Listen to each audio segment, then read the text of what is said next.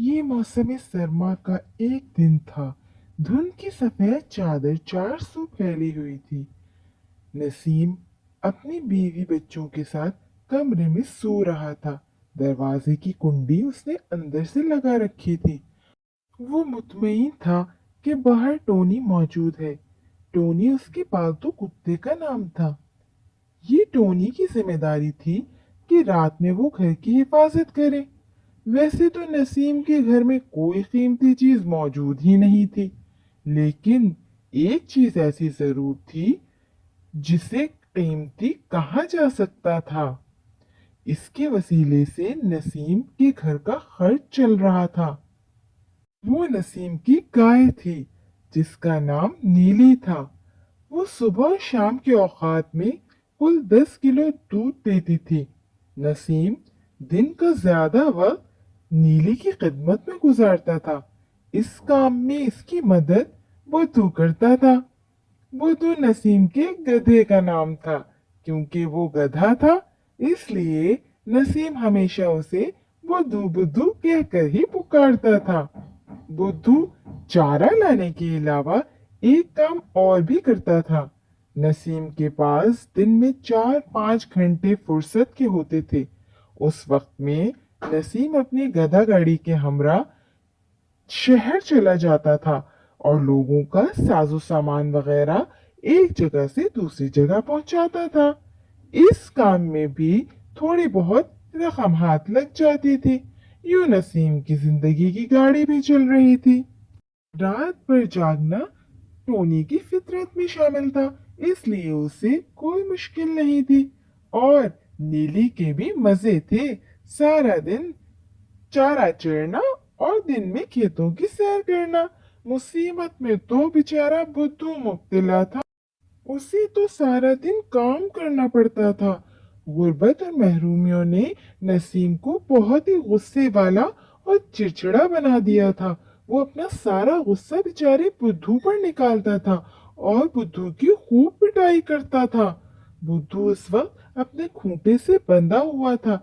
दोपहर में सामान ढोते हुए नसीम ने जो इसकी पीठ पर डंडे मारे थे, उसे वहां बहुत दर्द हो रहा था और वो खड़ा खड़ा बेचारा ऊँग रहा था। नीली को सर्दी की शिद्दत से बचाने के लिए नसीम ने इसे दरख्त की साए के नीचे रखा था और एक छोटी सी जगह दी हुई थी ताकि इसे सर्दी भी ना लगे और ये बीमार भी ना हो। जबकि बुद्धू बेचारा बेयारो मददगार था। इसे सर्दी भी लग रही थी, लेकिन इसने अपने हालात के साथ समझौता कर लिया था। टोनी सहन में एक बोसीदा सी हड्डी के साथ खेलता रहता। अचानक वो चौंक पड़ा। उसने हवा में कतरे की बू सूंघ ली थी। दो अजनबी नसीम के घर की तरफ बढ़ रहे थे। वो अपना खेल छोड़कर बुद्धू के पास चला आया। बुद्धू ने नकाहत से टोनी की तरफ देखा। टोनी की आंखों में खौफ के साए मौजूद थे। क्या हुआ टोनी? तुम इतने परेशान और खौफजदा क्यों हो? वो मैं आज रात भी वही बू सूंघ रहा हूँ जो मैंने कल रात सूंघी थी। तो फिर क्या सोच रहे हो? मालिक को होशियार करो। कल रात भी तो होशियार किया था, फिर तुमने अंजाम नहीं देखा? कितनी संगदिली से मालिक ने मुझे पीटा था।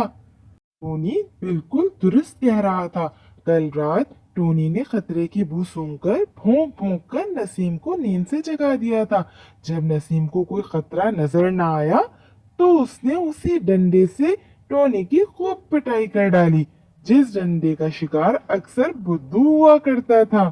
कल रात गांव के दो चोर नसीम की भैंस खोलने के लिए आए थे, लेकिन टोनी की मौजूदगी का एहसास होते ही वो वापस लौट गए थे।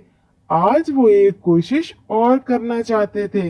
नसीम के सहन की दीवार तकरीबन 6 फुट ऊंची थी। ये ईंटों और गारे की मदद से बनाई गई थी। वो दोनों चोर दीवार की दूसरी तरफ मौजूद थे। वो दोनों चोर दीवार की दूसरी तरफ मौजूद थे, लेकिन आज टोनी के भौंकने की आवाज भी नहीं आई थी। आज चोरी के लिए माहौल बिल्कुल साफ था उन्होंने दीवार में नकब लगाना शुरू किया। वो एक एक करके ईंटें हटा रहे थे और दीवार में कला बनता जा रहा था। ये मंजर टोनी और बुद्धू देख रहे थे। टोनी, मालिक को खतरे से आगाह करना तुम्हारी जिम्मेदारी है। भौंको और मालिक को नींद से जगाओ ताकि वो नीली की हिफाजत कर सके। ना बाबा ना, मालिक कौन सा हमारे साथ अच्छा सलूक करता है। इसकी जितनी भी खिदमत कर लो वो हमारा ख्याल नहीं रखता, पेट भर कर खाने को भी नहीं देता, ऊपर से मार पीट भी करता है। कितनी ही बार इसने मुझे अपनी लाश से ठोकर मारी है। वो तो मैं अपनी फितरत से मजबूर हूँ। जो हमें एक निवाला खिला दे हम उसके वफादार बन जाते हैं, वरना तो मैं कब का घर छोड़कर भाग जाता। तो फिर अपनी फितरत से क्यों भाग रहे हो? मालिक के साथ वफादारी का हक अदा करो। क्यों क्यों पीछे हट रहे हो?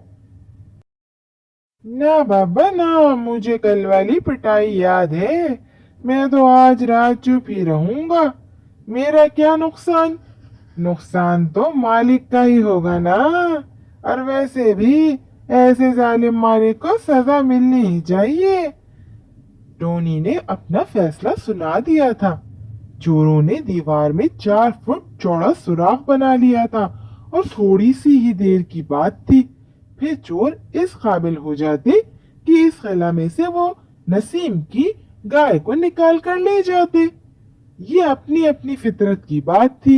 नीली को कोई परवाह ही नहीं थी, वो मालिक के घर पर हो या चोर के घर पर, उसे तो बस चारे से मतलब था। और बुद्धू की फितरत में बोझ उठाना ही लिखा था। उसकी कोई जिम्मेदारी नहीं थी, और जिसकी जिम्मेदारी थी वो अपनी फितरत से भाग रहा था। ऐसे में बुद्धू ने एक फैसला किया। कभी कभी फितरत के खिलाफ चलना कामयाबी के दरवाजे खोल देता है। चोर दीवार में नकब लगाने के हवाले से अपना काम कर रहे थे और बड़ी कामयाबी से अंजाम दे रहे थे। अब तो बस इन्हें नसीम के घर में दाखिल ही होना रह गया था। ऐसे में एक बहुत तेज आवाज फिजा में गूंजी। बुद्धू था। वो पूरा जोर लगाकर चीख रहा था। फौरन ही नसीम के बंद कमरे की बिजली जल उठी। चोर घबराकर भाग निकले। इनकी मेहनत बेकार गई थी। एक गधे ने सारा काम बिगाड़ दिया था। नसीम आंखें मलता कमरे से बाहर निकला। वो बहुत गुस्से में नजर आ रहा था। अहमक गधे, तुझे रात में भी सुकून नहीं है। चोरों कर बुद्धू को और ज्यादा जोश आ गया था और वो पहले से भी ज्यादा तेज आवाज में चीखने लगा, जैसे नसीम से कह रहा हो, मालिक मालिक, मैंने वफादारी का हक अदा कर दिया है मालिक। नसीम की आंखों में खून उतर आया। वो समझ रहा था कि ये मेरी डांट सुनकर भी ये गधा खामोश नहीं हो रहा और बुरी तरह चीखे चला जा रहा है। नसीम को और मजीद गुस्सा आया और उसने 2-3 हाथ धर दिए। पककर बुद्धू के पास पहुंचा। इसका हाथ फिजा में बुलंद हुआ और एक जोरदार उसने दोबारा बुद्धू के पीठ पर मारी।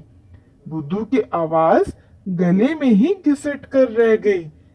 1 2 3 4 नसीम जैसे पागल हो चुका था। बुद्धू की आंखों से आंसू बहने लगे थे। पहले वो हटने पर मज़ाहमत करता था, लेकिन आज तो वो अपनी जगह पर साकित खड़ा था। आज नसीम के जुल्म और बुद्धू के सब्र का इम्तिहान था। टोनी खामोशी से एक कोने में दुबका हुआ था। वो बुद्धू की तरफ यूं देख रहा था जैसे सवाल पूछ रहा हो। क्यों? मैं ना कहता था यहाँ वफा का कोई सिला नहीं मिलता। बुद्धू के पास इसके सवाल का कोई जवाब नहीं था। फिर नसीम का हाथ उठे का उठा ही रह गया। बुद्धू को पीटते हुए अचानक ही इसकी नजर दीवार की तरफ जा टकराई। एक बड़ा सा खला दीवार में मौजूद था। सामने नीली खड़ी थी। एक लम्हे में नसीम सारी दास्तान समझ गया। वो अनजाने में अपने मोहसिन पर डंडे बरसा रहा था। क्षण से कोई चीज इसके सीने में टूट कर रह गई। ये इसके दिल की सख्ती थी। फिर न जाने क्या हुआ, आंसुओं का एक तूफान नसीम की आंखों में उमड़ आया और वो बहुत रोने लगा। और उसने बुद्धू से कहा, तू तो बेज़बान है, मैं तुझसे माफी मांगू तो कैसे मांगू? रहीम दास सिसक पड़ा। फिर उसने अपने सवाल का जवाब खुद ही दिया। मेरी तलाफी एक तरीके से हो सकती है। अब मैं तुमसे अच्छा सलूक करूंगा और अब तुम्हें कभी भी नहीं मारूंगा। अभी उसे अपने वफादार गधे के जख्मों पर मरहम भी लगाना था। अब बुद्धू ने टोनी की तरफ देखा। अब बुद्धू के पास टोनी के सवाल का जवाब भी मौजूद था। यहाँ वफा का सिला नहीं मिलता? टोनी, तुमने पूछा था ना? जरूर मिलता है, यहाँ वफा का सिला जरूर मिलता है। बात सिर्फ इतनी है कि जिसके साथ आपने वफा की है उसे आपकी वफा का शऊर आ जाए, फिर वफा का सिला भी मिल जाता है।